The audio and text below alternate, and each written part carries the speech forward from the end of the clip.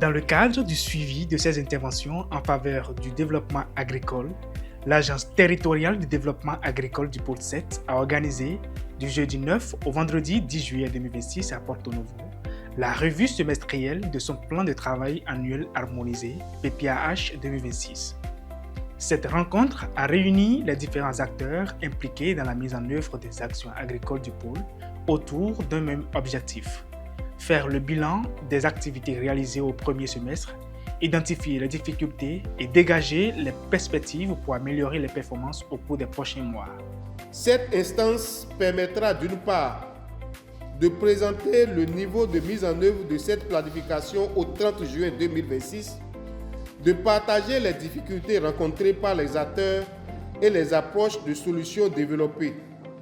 Et d'autre part, la revue permettra de communiquer sur les performances à mi-parcours des différentes filières en promotion dans le pôle au cours de la campagne 2026-2027.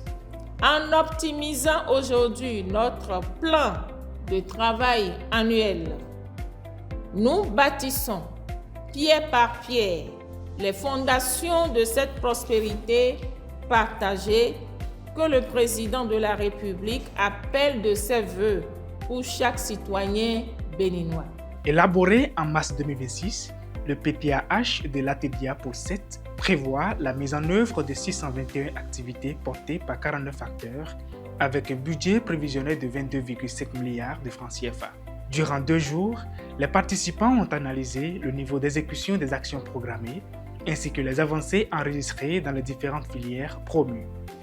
Qu'il me soit permis de dire merci à tous les acteurs du secteur agricole du pôle 7 qui, de par leurs différents efforts, ont permis l'exécution du PTH à hauteur de 28% en termes d'exécution physique et de 20% en termes d'exécution financière base engagement.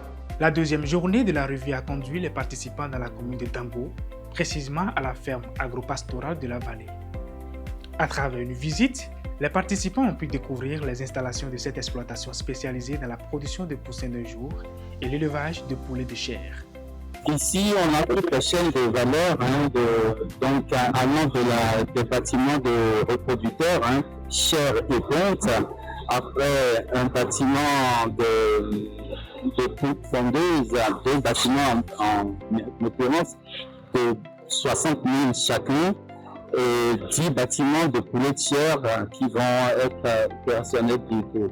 Et ici, on est sur le site de l'usine d'aliments qui va faire l'aliment pour volaille et en même temps pour poisson. Nous restons ouverts pour la suite. Il y a eu quelques recommandations qui ont été faites. On prendra vraiment le temps de les réaliser. Au terme des 2 jours de travaux, les participants repartent avec une meilleure lecture des avancées réalisées et des défis à relever.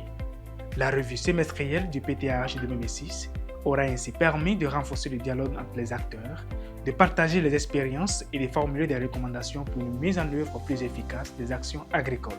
Nous sommes très heureux de tout ce qui s'est passé durant les 2 jours.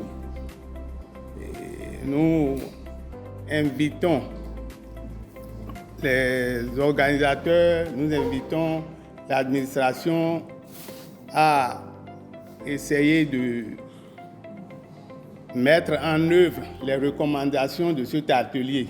Que ce soit au niveau de la TDA, qu'au niveau des DDAEP, comme au niveau des acteurs des filières même, tous, nous portons, en jouant des partitions différentes, nous portons la même mission qui est de voir nos filières agricoles croître en production et en productivité avec des performances plus satisfaisantes. Je voudrais exhorter chacun de nous ici présents pour que nous puissions aider la TDA 7 pour qu'en fin d'année, nous puissions obtenir au minimum un taux de 80 voire 90%.